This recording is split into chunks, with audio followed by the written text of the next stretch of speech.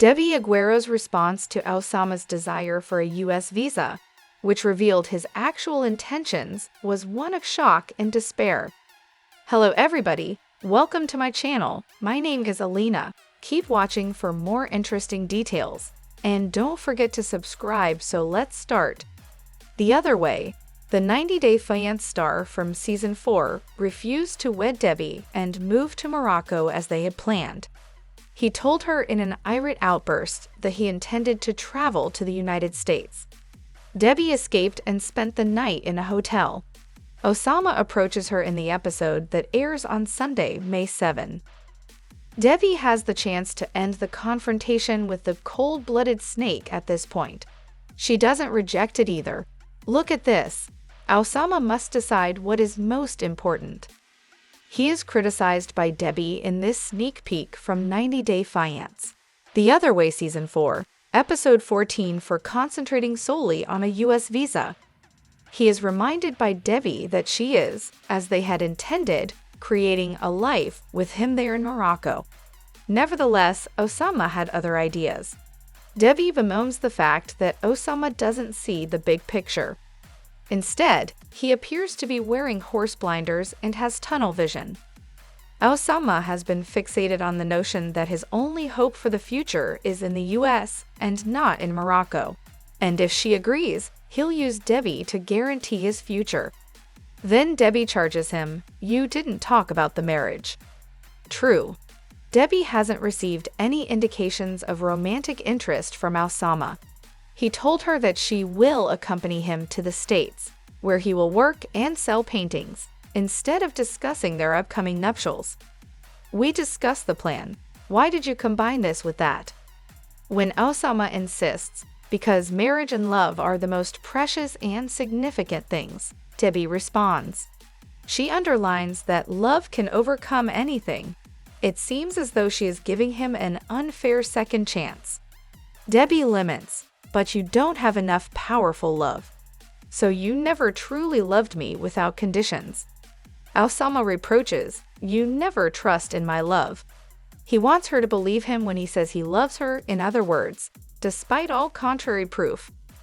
"Why do you suppose I traveled so far to Morocco?" Debbie responds, "Yes, someone who leaves their entire privileged life behind to move in with you probably doesn't deserve to have their commitment to the relationship questioned."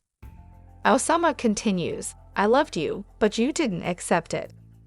Yet Debbie argues that it isn't real love if he's holding back his emotions until she complies with all of his requests. Debbie says, "Your love is conditional."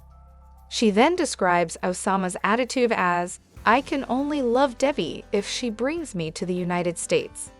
He responds, "This is your opinion, not mine. What you're saying is that." Debbie makes a point while making her anger and hurt clear in her voice. Things start to get extremely intriguing at this point, because Debbie interprets Oussama's abrupt changes in plans, which he has done more than once, as a sign of evil purpose and a lack of sincere affection. Oussama, however, believes that her responses to them constitute emotional blackmail. Her claims that he doesn't truly love her are more drama in his eyes, and they irritate him. Hence, in Oussama's opinion, Debbie shouldn't have expressed doubt about his love for her due to his unexpected changes in plans. Even if he certainly seems to only see her as a stepping stone to his future as a self-supporting career artist in Georgia based on his demands of her. He feels Debbie is just being dramatic, which aggravates him. "Love is something divine to me," Oussama says to the camera. Debbie's responses stand out to him as being really different. Oussama says to the camera, "That makes me love her less." Wow. It's probable that there's a misunderstanding going on here, as they are both offending each other's sensibilities. Debbie is stung by Oussama's irate demands for a visa that they never discussed, and Oussama is hurt by Debbie's skepticism of his dubious motives. Even still, something about this is obviously off, even the dubious editing in the world. Oussama explains once more why Debbie needs to accompany him to America. He claims that poetry and art are both dying in Morocco and that only America offers hope for his future.